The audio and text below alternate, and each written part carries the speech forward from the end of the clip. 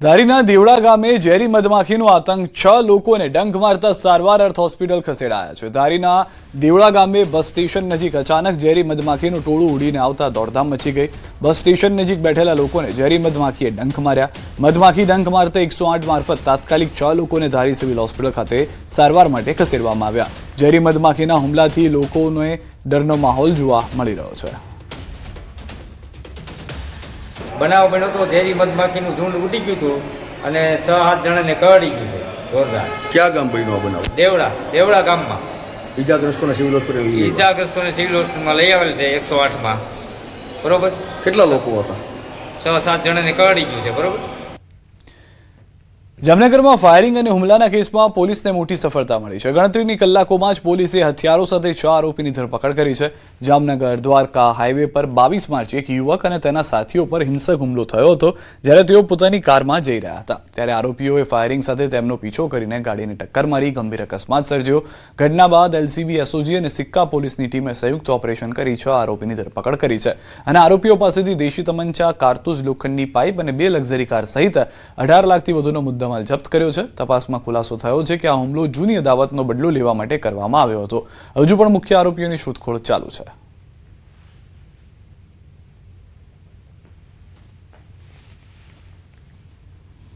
इसमें अभी एलसीबी की टीम, एसओजी की टीम और लोकल सिक्का पुलिस स्टेशन की टीम ने कुल 6 आरोपियों को पकड़ा है और इसमें टोटल मुद्दामाल जो अभी तक कब्जे किया है वो 2 देसी कट्टे, 3 राउंड्स, 4 लोखंड की पाइप, 1 बोलेनो कार और 1 थार गाड़ी। उसमें अभी टोटल 6 आरोपी पकड़ने बाकी है और आगे की तपास चालू है। ગીર સોમનાથનો યુટ્યુબર બુટલેગર નીકળ્યો છે। દિનેશ સોલંકી ઉર્ફે રોયલ રાજા નામનો શખ્સ દારૂ સાથે ઝડપાયો છે। એલસીબીએ બાતમીના આધારે તાલાલાના ગુંદરણ ગામે દરોડા પાડ્યા હતા। વિવિધ બ્રાન્ડની 249 વિદેશી દારૂની બોટલ મળી આવી છે। એલસીબીએ 2 લાખથી વધુનો મુદ્દામાલ જપ્ત કરી વધુ કાર્યવાહી હાથ ધરી છે। બનાસકાંઠામાં કરોડો રૂપિયાના દારૂનો નાશ કર્યો છે। પાંથાવાડા અને દાંતીવાડા પોલીસની મોટી કાર્યવાહી। વિવિધ 30 ગુનાઓમાં ઝડપાયેલા 39,183 વિદેશી દારૂની બોટલોનો નાશ કરી કુલ અંદાજિત કિંમત રૂપિયા 1.75 કરોડથી વધુના દારૂનો નાશ કર્યો। જાત ગામની સીમમાં બુલડોઝર ફેરવી દારૂનો નાશ કરવામાં આવ્યો। ફાયર ફાઇટર અને પોલીસ બંદોબસ્ત વચ્ચે કાર્યવાહી પૂર્ણ કરાઈ। આ સમયે ધાનેરા એસડીએમ, પાલનપુર ડીવાયએસપી હાજર રહ્યા।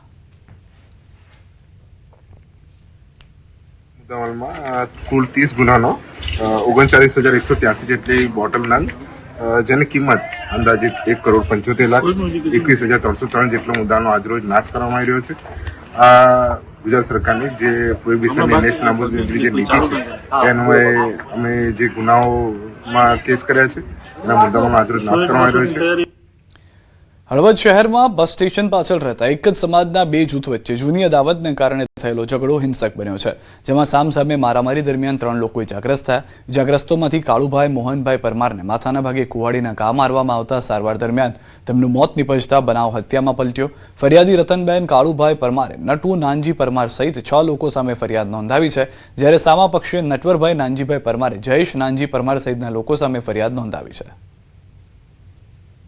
નટુભાઈ આવ્યા અને મારા ભાઈને ગાયડું દેવા માંડ્યા તો ઘરે આવીને મારો ભાઈ કહે કે મને ગાયડું દે। પછી અચાનક આવીને મારા મમ્મી પપ્પાને, અમે બધા મારા પપ્પાને ઝાડા ઉલટી થઈ ગયું હતું ને તો એમની માટે શરબત બનાવતી હતી।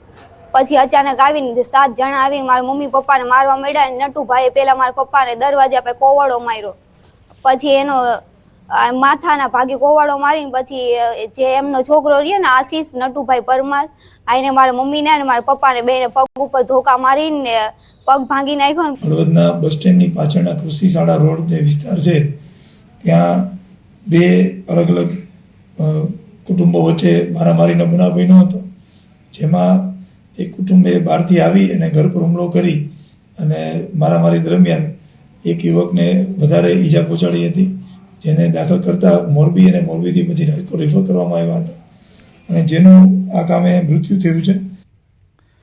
ગુજરાત ચિકિત્સા સંસ્થાઓ રજિસ્ટ્રેશન અને નિયમન બિલમાં મહત્વપૂર્ણ સુધારા કરવામાં આવ્યા છે, જે અંતર્ગત લેબોરેટરી, દવાખાના, બ્લડ બેંક સહિત તમામ આરોગ્ય સંસ્થાઓનું રજિસ્ટ્રેશન ફરજિયાત બનાવાયું છે। અત્યાર સુધી આશરે 41 લાખ રજિસ્ટ્રેશન થઈ ચૂક્યા છે, જ્યારે બાકી રહેલ સંસ્થાઓને આવરી લેવા માટે રાજ્ય સરકાર વધુ સુધારા લાવી છે. તમામ સંસ્થાઓ માટે 1000 થી 2000 રૂપિયાની રજીસ્ટ્રેશન ફી નક્કી કરવામાં આવી છે અને નવી સમય મર્યાદા 12 સપ્ટેમ્બર 2026 સુધી વધારવામાં આવી છે.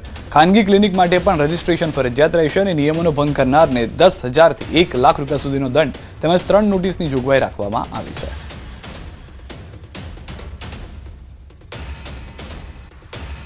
તો નોંધનીય છે કે રાજ્યમાં બોગસ તબીબો સામે કાર્યવાહી તેજ કરવા બિલ લાવવામાં આવ્યું છે તથા બોગસ તબીબોના મુદ્દે પ્રફુલ્લ પાનસેરિયાએ મહત્વપૂર્ણ નિવેદન આપ્યું. બોગસ તબીબો સામે પોલીસ અને આરોગ્ય વિભાગ દ્વારા સમયાંતરે રેડ કરવામાં આવી રહી છે. આગામી સમયમાં રાજ્યભરમાં રજીસ્ટ્રેશન અંગે ખાસ ડ્રાઈવ ચલાવવામાં આવશે જેથી આરોગ્ય સેવાઓમાં પારદર્શિતા અને કાયદેસર કાર્યવાહી અને કામગીરી જે છે તે સુનિશ્ચિત કરી શકાય. અવાવરૂ જગ્યા અથવા તો નાના ગામના ખૂણાની અંદર આવી ક્લિનિક અથવા તો પોતાનું બોર્ડ લગાડ્યા વગરની દવાઓ કરતા હોય છે તો આવા લોકો પર પોલીસ અને આરોગ્ય વિભાગ દ્વારા અનેકવાર રેડ પાડી અને એમને પકડવામાં આવે છે અને આ પકડાયેલા ડૉક્ટરો પર કાયદેસરની કાર્યવાહી કરવામાં આવશે. હવે આ રજિસ્ટ્રેશન થયા પછી ખૂબ કડકાઈથી કામ લેવા માટે અને જાગૃતતા માટે પણ અમે એક ડ્રાઈવ ચલાવશું. 34 બીજ અધિકારીઓની નિમણૂક કરવામાં આવી. તમામને નિમણૂક પત્ર એનાયત કરવામાં આવ્યા. રાજ્ય સરકારના પ્રવક્તા મંત્રી જીતુ વાઘાણીએ નિમણૂક પત્ર એનાયત કર્યા. સ્પર્ધાત્મક પરીક્ષા પાસ કરી જે લોકો જોડાયા તે તમામને જીતુ વાઘાણીએ અભિનંદન પાઠવ્યા. સર્વિસીસમાં જોડાયેલા હું તો અભિનંદન એટલા આપીશ કે કેટલા લોકોની વચ્ચે તમે આ એક્ઝામ પાસ કરી, તમારી શક્તિ તમે ઓળખો, કેટલું બ્રેઇન છે તમારી પાસે. પ્રામાણિકતા અને નિષ્ઠાથી તમને નોકરી મળે છે, એવી પ્રામાણિકતા અને નિષ્ઠાથી તમે સર્વિસ બજાવો એવી સરકારની અપેક્ષા છે. તમે આ એક્ઝામો પાસ કરી છે એટલે તમને વિશેષ અભિનંદન આપું છું. વડોદરામાં પેટ્રોલ ડીઝલનો પૂરતો જથ્થો ઉપલબ્ધ. જિલ્લા પુરવઠા અધિકારી ગીતાબેન દેસાઈનું નિવેદન. શહેરમાં સ્થિતિ સંપૂર્ણ સામાન્ય છે. તમામ સરકારી કંપનીઓના પંપ પર નિયમિત સપ્લાય. જિલ્લામાં 8 થી વધુ ટીમો દ્વારા સતત મોનિટરિંગ. ખાનગી પેટ્રોલ પંપ માટે તંત્ર સજ્જ. વડોદરા શહેરમાં પેટ્રોલ ડીઝલનો પૂરતો જથ્થો ઉપલબ્ધ છે. તમામ પંપ વેચાણ રાબેતા મુજબ યથાવત છે.